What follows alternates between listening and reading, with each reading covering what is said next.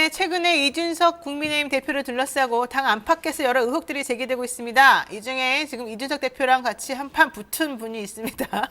인사 전횡 그리고 당비 이용 의혹을 아주 용감하게 제기했던 분인데요. 국민의힘 중앙선대위 상임공보특보 김용남 전 의원 모시고 여러 가지 이슈 한번 알아보겠습니다. 의원님 어서 오세요. 네, 안녕하세요. 예. 아유, 얼굴이 아주 좋으신데요. 새해 복 많이 받으십시오. 네, 새해 복 많이 받으세요. 지금 표정이 아주 밝으시고 제가 보니까는 주말 동안 좀 행복했던 것 같아요. 지금 사실 저는 지난주에 우리 김용남 의원님하고 얘기하면서 이준석 대표가 윤리에 이렇게 하면은 좀 본인이 뭔가 좀 안 좋은 거 아닐까 생각을 하고 걱정했거든요, 솔직히 의원님을. 근데 전혀 아니네요. 아, 저를요? 네.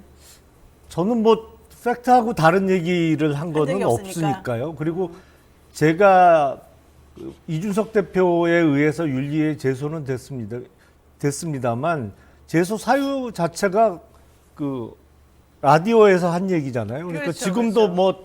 뭐 원본 파일이 다 남아 있고 언제든지 들을 수 있는 내용인데 그게 뭐 팩트하고 틀리면 제가 징계를 받을 거고 그게 사실과 다름이 없으면 별일 없을 거니까 크게 걱정은 안 했었습니다. 그랬는데 어쨌든 저만 걱정했습니다. 우리 의원님은 걱정 안 하셨는데. 감사합니다. 네. 걱정해 주셔서. 네, 왜냐하면 또 우리가 방송도 같이 하고 제가 항상 모시는 분이니까. 근데 이준석 대표도 사실은 징계위에 회부가 됐었잖아요. 예. 조수진 지난 그 최고위원도 뭐 그렇게 됐고. 그래서 이준석, 조수진, 김용남 전부 다 지금 제소가 되는 건가? 그러니까 중앙윤리위원회에서 뭔가 좀 하는 건가, 징계하는 건가 걱정했는데 세 분 다 그냥 안 하는 걸로 결정이 난 거잖아요. 그렇죠. 왜 그런 거예요? 저도 이해를 못 하겠습니다. 이해를 못해요? 왜냐하면 저는 뭐 다 지금도 그 제 발언 그대로를 다 들을 수 있으니까 그거를 놓고 판단하면 되는 문제였습니다만 그렇죠. 이준석 대표가 윤리위에 올라간 문제는 사실 확인이 필요한 문제잖아요. 그러니까 좀 그 방송에서 얘기하기는 그렇습니다만 소위 성상납 의혹과 관련해서 윤리위에 올라간 거잖아요. 네네. 그러면 성상납을 받았느냐 안 받았느냐 이거는 사실 확인이 필요한 그 사안이기 때문에 적어도 윤리위를 뭐 다음에 한 번 더 열어서 본인에게 소명 자료를 제출하라고 하든지 네. 그 지금 그 관련 자료를 뭐 구할 수 있으려면 구할 수 있어 보이거든요.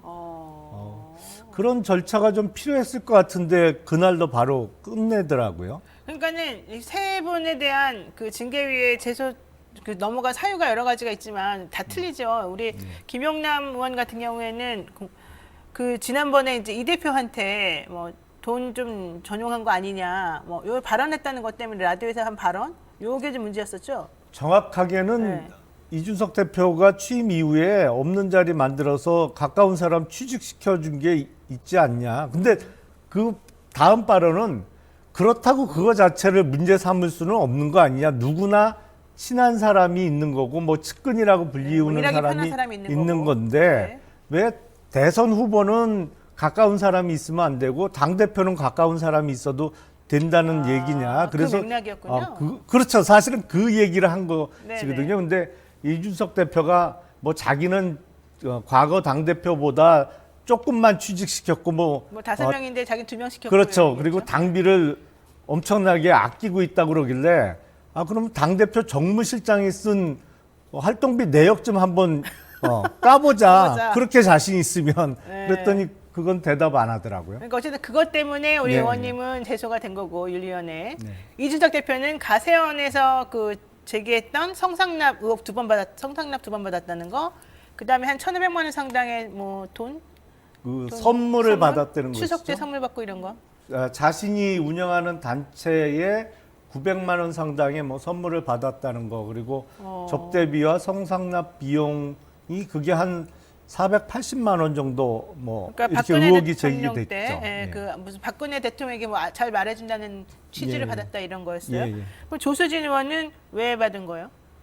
그때 싸운 것 비공개 때문에? 회의 때 뭐 대표하고 대표한테? 한판 붙어갖고 제소가 된 거죠. 그렇군요. 자, 윤리위원회에서는 이렇게 말합니다. 이준석 대표와 조수진 최고위원을 포함한 당 지도부에 대해서 선공 후사의 정신을 되새겨 당내 갈등을 치유하는 데 적극적으로 매진할 것과 대선 승리를 위해서 노력할 것을 주문했다. 앞으로는 이런 문제가 발생하지 않기를 바란다.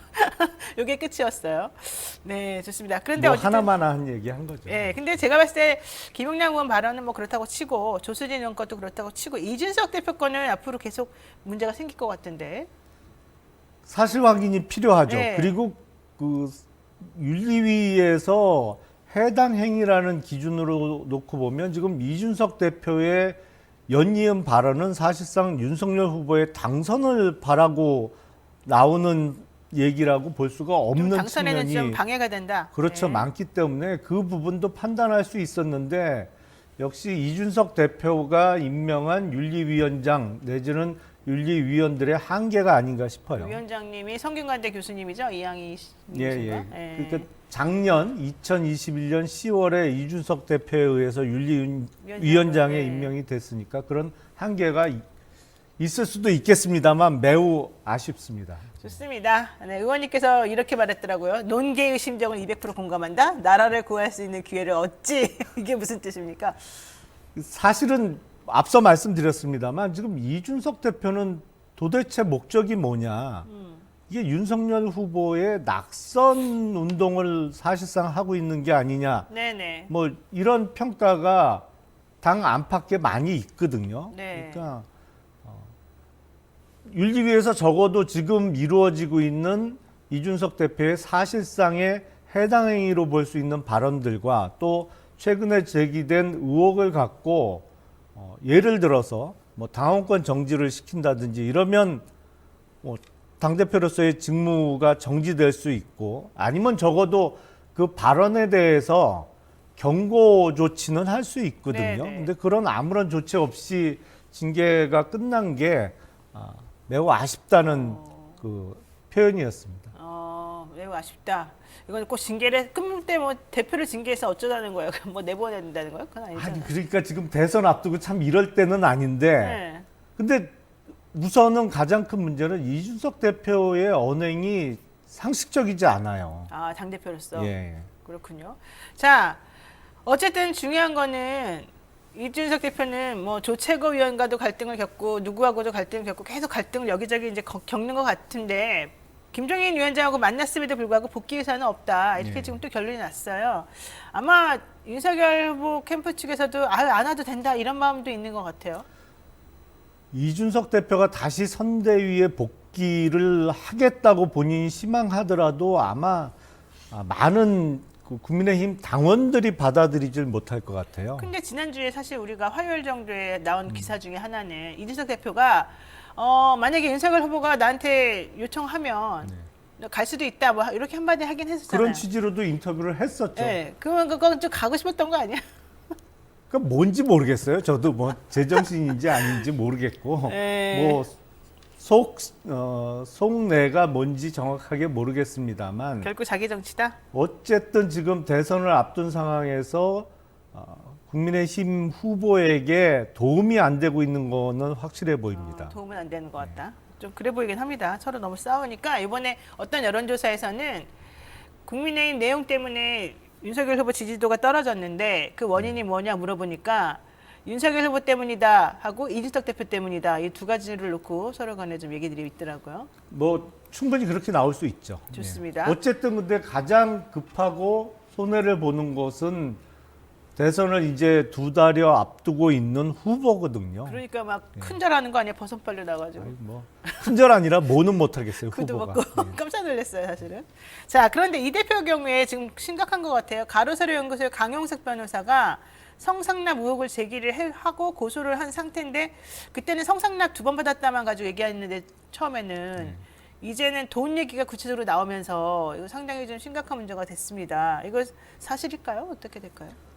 그건 사실 확인을 해봐야겠죠. 근데 지금 말씀하신 대로 단순히 어떤 성매매 내지는 성상납이 아니고 알선수재 죄명으로 고소가 이루어졌고 그거에 대해서 이준석 대표가 명예훼손, 그러니까 정보통신망을 이용한 명예훼손으로 고소를 했어요. 근데 네. 그 이준석 대표가 제출한 고소장이 아마 이번 주 중에 피고서인인 강용석 변호사 측의 전달이 정보 공개 청구에 의해서 입수가 될 텐데 네. 고소장의 내용이 저도 궁금합니다.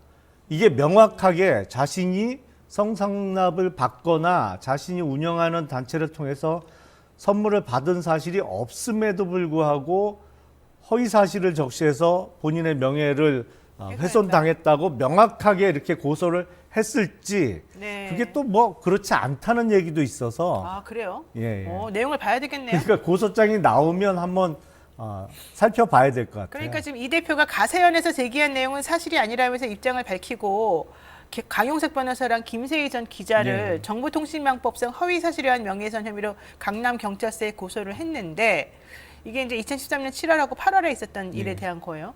근데 제가 알기로는 정통망법상 이 허위사실 유포 명예훼손 혐의는 비방 목적이 있어야 된단 말이죠. 그러니까 가세연에서 한 그러한 발언이나 이런 보도가 비방 목적이 있다고 보기 사실 비방 목적이 있긴 있겠지만 그게 본질은 아니기 때문에 사실은 이제 이 대선을 앞두고 당대표가 이러면 안 됩니다 하는 그런 명분으로 이걸 말했었잖아요. 그때 방송을.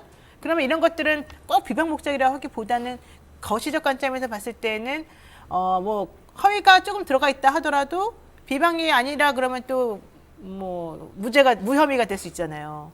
그러니까 그런 의미에서 이준석 대표가 그렇진 않죠. 근데 대부분 그게 정말 명백히 허위 사실이라면 네. 비방할 목적으로는 어느 정도 인정이 이제 되고. 그렇죠. 인정될 가능성이 매우 높은 거고 높고. 다만 가세연 측이 제기하는 의혹이 사실인데 이준석 대표가 허위 사실이라고 주장하면서 고소를 했다. 네. 근데 나중에 수사 결과 정말 그런 일이 있었던 것이 밝혀졌다 그러면 이제 무고죄가 될 수 있겠죠. 그래서 네네. 이준석 대표가 제출했다는 고소장이 얼마나 명확하게 되어 있느냐 구체적으로 그걸 살펴봐야 될 것 그 같아요. 내용을 좀 봐야 된다.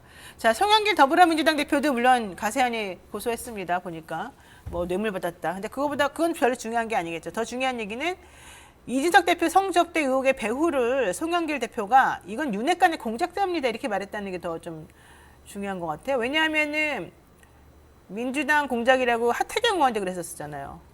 그게 이제 송영길 대표는 아닌 거 뻔히 알면서도 그런 얘기를 하는 것 같아요. 왜냐하면 예. 정말 그게 소위 얘기하는 윤핵관의 공작에 의해서 그 자료가 가세연에 제공이 되고 가세연에서 그걸 터뜨렸다고 하면 며칠 전에 있었던 윤리위에서 이준석 대표에 대한 어떤 징계가 이루어졌겠죠. 그게 정말 공작의 일환으로 쭉 이루어졌다면. 공작이 일원으로 이루어졌다면 왜요? 아니 당연히 네. 공작의 목적이 뭐겠어요? 이준석 대표를 끌어내리는 거겠죠. 끌어내리는 거 아니에요? 네네. 그러면 윤리위 같은 좋은 기회가 어디 있다고 그걸 그냥 흘려보냈겠어요. 그러니까 제가 파악하기로는 윤핵관이 뭐 확실한 실체도 없지만 있다고 해도 그 정도 능력이 안 돼요. 그걸 뭐 공작을 꾸며서 누굴 통해서 자료 제공을 하고 거기서 터트린 기회. 아니 그렇다면 이준석 대표에 대해서 어떤 적어도 당대표로서의 공식적인 발언을 금지할 수 있는 당원권 정지가 됐든 경고가 됐든 어떤 조치가 이루어졌다면 뭐 조금이라도 근거가 있을 수 네네. 있겠지만 그러니까 송영길 대표의 발언은 전혀 근거가 없습니다. 그럼 하태경 의원은 이거 민주당이 공작한 거다 이랬는데 그건 또 어떻습니까? 하태경 의원도 요새 보면 아무 말이나 막해요. 그래요? 아무 말 대잔치예요. 그럼 그 말도 사실은 특별하게 뭐 근거가 있는 말은 아닌 것으로 보여요? 글쎄 가세연이 민주당하고 손을 잡고 어떤 그렇죠, 좀 공작을 그림이 안 나와요. 한다? 그것도 좀 거리가 멀죠. 사실은 거기는 독자적으로 유튜브 채널을 운영하는 거지 국민의힘하고 가깝거나 민주당하고 가깝다고 보기는 어렵거든요. 그럼 물론 정치적 성향은 있겠지만 네. 혹시 거기 나가본 적 있으세요? 가세연에?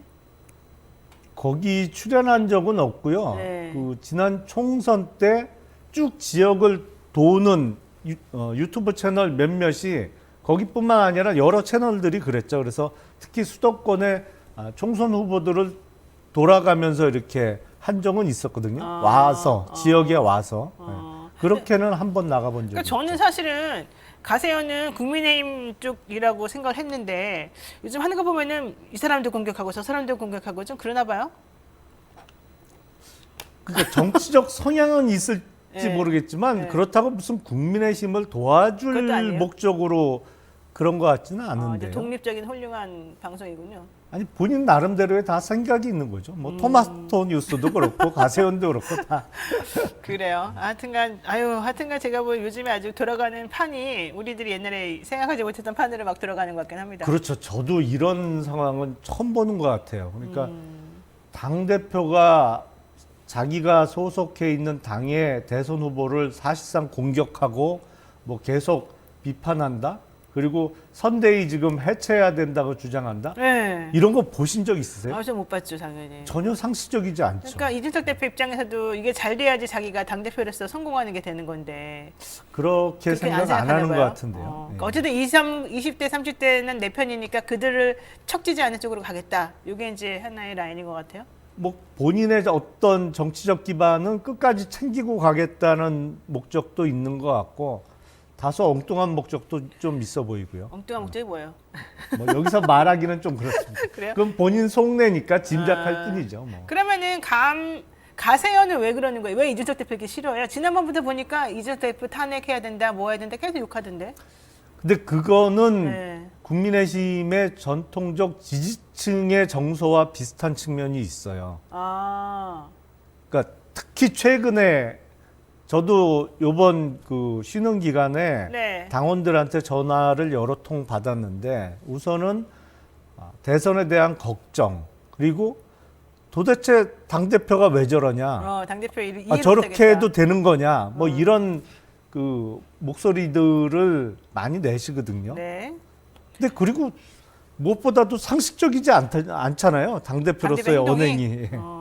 그러니까는 가세현도 그냥 순수하게 바깥에서 관전하다가 이상해서 그렇게 하는 거다.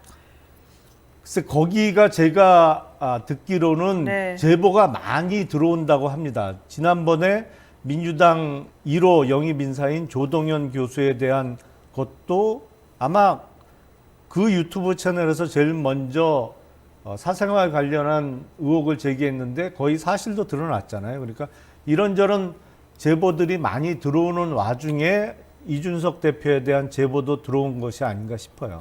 네, 일단 조동현 그 전 선대위원장에 대한 것이 사실로 드러났는지는 확인이 안 되겠. 전 아니라고 아니, 생각하는데.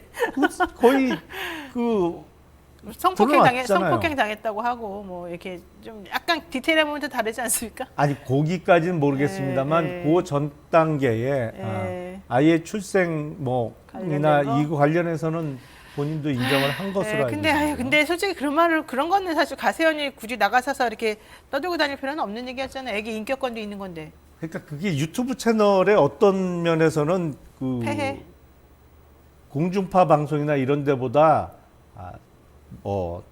자유스럽다고 표현을 해야 되나요? 뭐 다양하게 제기할 수 있는 거죠. 그런 거는 공식적인 어떤 언론사에서 다루기는 쉽지 그렇게 않잖아요. 하면 안 되죠. 그렇게 사람을 그렇게 한쪽을 몰고 그러면 위험하게. 자, 어쨌든 그 얘기 거기까지 하겠습니다. 자, 다른 얘기 한번 해보겠습니다. 윤석열 후보 부인이 김건희 씨잖아요. 네. 어쨌든 사과를 했어요. 근데 그 사과가 별로 효과가 없었다는 게 지금 중론이거든요. 왜냐하면 지지율이 그 다음에 상승하거나 이렇게 올라가야 되는데 아니면 뭐 쭉 유지라도 돼야 되는데 계속 떨어진다는 것 같아요. 이건 어떻게 보세요? 단지 그 사과의 문제뿐만은 아니겠죠. 여러 가지 이유가 복합적으로 작용하고 있는 것 같은데 네. 지금 뭐 좀 핑계 같습니다만 야당에게 일방적으로 불리한 언론 환경도 분명히 있긴 있습니다. 야당에게 예. 일방적으로 불리해요? 언론 그렇죠. 환경이? 예. 여당은 여당한테 불리하다던데. 아니, 그건 말이 안 되죠. 지금 그래요? 뭐 예를 들어서 네. 공중파나 그 뭐죠?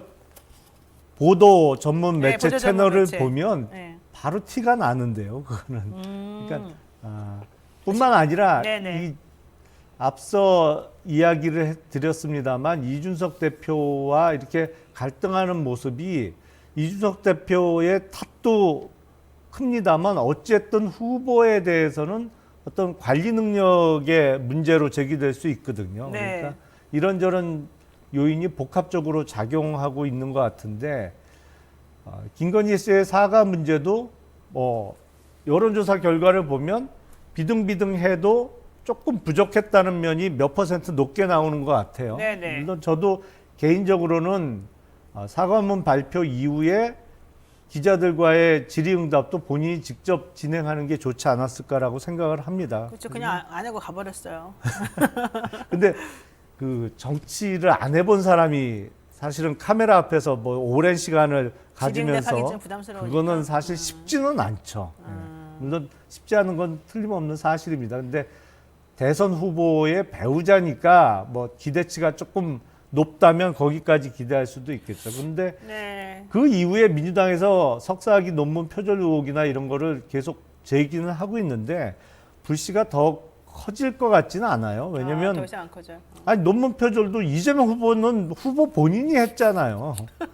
알겠습니다. 근데 윤석열 후보 사실은 본인이 더 김건희 씨 뭐 사과는 사과지만 본인이 더 좀 문제다 이런 얘기도 많이 나와요. 이번에 이렇게 막 구두 벗고 인사하면서 저부터 고치겠습니다 했지만은 예를 들면은 김건희 씨가 이제 그런 허위 학력 뭐 경력 부풀리기 했다 이런 의혹이 나오니까 그거에 대해서 대처하는 윤석열 후보의 태도 이런 것들이 좀 실망스럽다는 의견들이 많았거든요.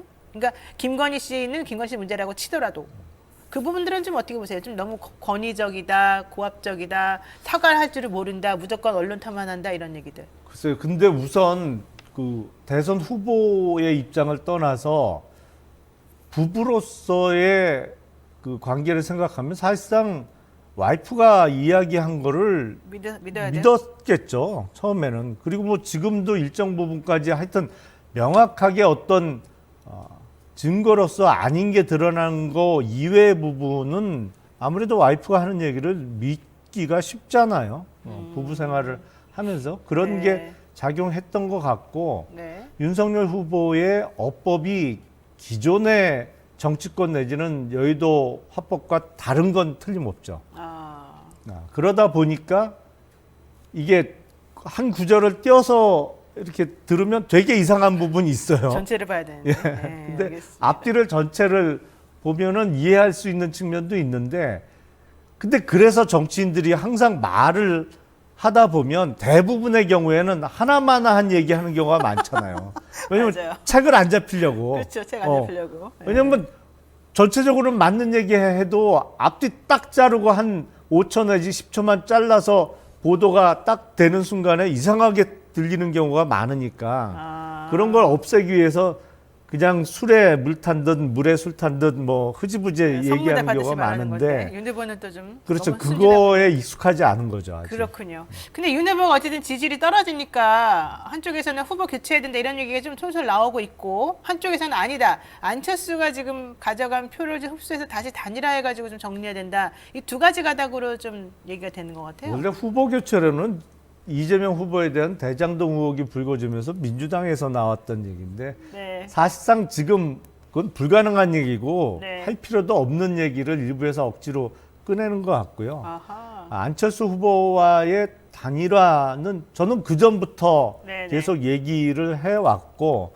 11월 달에 윤석열 후보의 후보 확정 이후에 지지율 격차가 확 벌어지면서 윤석열 후보가 앞서가고 있을 때도 결국에는 선거 막판에 단일화를 단일화하겠다. 해야 될 거다라는 말씀을 계속 드렸는데 요새는 그게 필요성이 더 커지고 있죠. 커진 거예요? 제가 보기엔 필요성이 더 커지고 있기 때문에 단일화의 실현 가능성도 더 높아진다고 생각이 됩니다. 그럼 단일화면 결과적으로는 윤석열 후보로 단일화라는 건데 지금 말씀하시는 전제는. 근데 안철수 후보가 그걸 오케이 하겠습니까? 당연히 안 하시겠죠?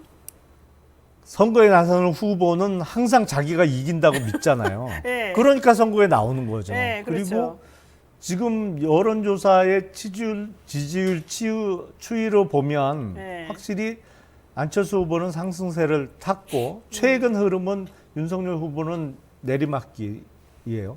그러면 안철수 후보로서 어느 시점에서는 단일화를 하더라도 단일화 방식을 잘 조율해서 결정하면 내가 이길 수도 있겠다 이런 판단을 충분히 할 수 있겠죠. 네, 그러니까 그렇게 되면은 결국 단일화는 안 되거나 아니면은 아니죠. 양쪽 다 본인이 이길 수 있다라고 생각을 해야 단일화가 성사되는 거죠. 그러면은 누구로 단일화가 되는 건데요?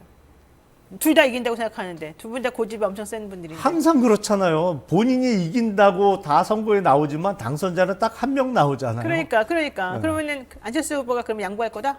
아니요. 단일화를 하겠죠. 단일화를 하는데 단일화 방식 뭐 방식에 누구를 따라서 위해서? 네. 정말 어느 한쪽이 완전히 처음부터 양보하는 단일화뿐만 이런 거보다? 아니라 어떤 여론조사 방식의 단일화라든지 이런 것도 생각해 볼 수 있겠죠. 여러 가지 지금 다 열려 있는 상황에서 예. 지금 해보겠다는 얘기죠.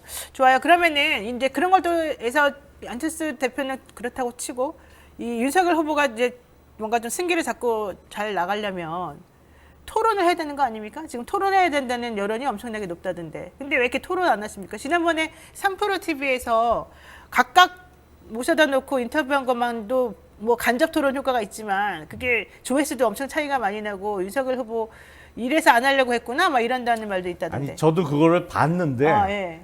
그 윤석열 후보는 예. 약간 거기서 미스는 있었어요. 그러니까 윤석열 후보가 하는 얘기가 틀린 얘기는 하나도 없어요. 네. 근데 전반부의 상당한 분량을 예. 증권범죄 수사와 관련된 이야기를 했어요. 그러니까 뉴욕 남부검찰청 얘기도 나오고 본인이 잘 아는 걸로 얘기해 SEC 그러니까 네. 근데 그런 거는 사실 국내 주식 투자자 입장에서는 별 관심이 없잖아요. 그리고 그렇지. SEC 얘기를 누가 알겠어요? 네, 몇 잘 명이나 모르죠. 알겠어요. 네. 그러니까 그런 데에 어떤 좀 대중의 눈높이를 살짝 못 맞춘 그런 미스가 좀 있었죠. 그러니까 전혀 그 틀린 얘기를 하거나 뭐 수준이 낮은 건 전혀 아니었어요. 너무 전문적인 얘기를 초반에 많이 했어요. 그러니까 듣는 사람들이 좀 별로 이렇게 잘 모르는 혹은 관심 없어하는 그런 내용이었기 때문이다. 그렇죠. 아, 그런 그 실수는 있었는데 네네.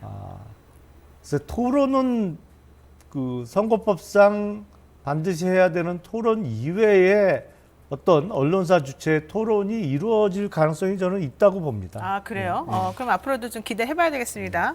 자, 그런데요. 박근혜 전 대통령 사면됐잖아요. 지난 31일 날.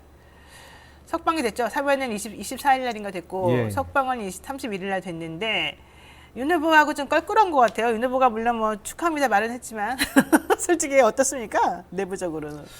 박근혜 전 대통령의 의중은 알 수가 없죠. 그리고 지금 들리는 바에 의하면 어떤 사안에 대해서 본인의 의사를 명백하게 밝힐 수 있을 만한 건강 상태가 아니라고 아니다. 하니까 네. 뭐 지금 뭐 이렇게 얘기했다더라는 얘기가 만약에 나오면 그건 다 거짓말일 가능성이 높죠.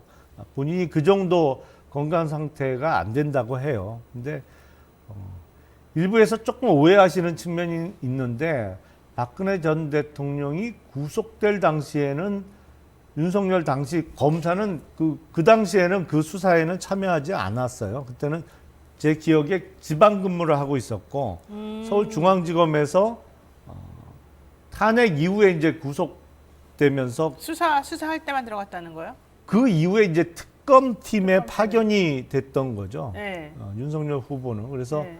윤석열 후보가 박근혜 전 대통령을 구속시켰다. 이거는 팩트에서 좀 틀린 얘기 같고요. 구속은 아니지만 어쨌든 특검에서 수사했고 그 예. 결과를 가지고 재판으로 넘겼고 여기까지는 그렇죠. 본인이 한 그러니까 거잖아요. 그 이후에 이제 추가되는 수사에 참여했던 거는 맞는데 구속 당시에는 그 수사에는 참여를 안 했던 것이죠. 근데 그래서 뭐 참 그래서 네, 그래서 박근혜 전 대통령이 윤석열 후보에 대해서 서운한 감정을 갖고 있을 거고 그래서 대선 전에 어떤 윤석열 후보에 대한 원망 내지는 비난의 메시지가 나오지 않겠냐라고 예측하시는 분들도 많이 계신데 저는 적어도 박근혜 전 대통령께서 어떤 지지자들을 향해서 정권 교체의 필요성을 호소하는 메시지가 나올 가능성도 높지 않나.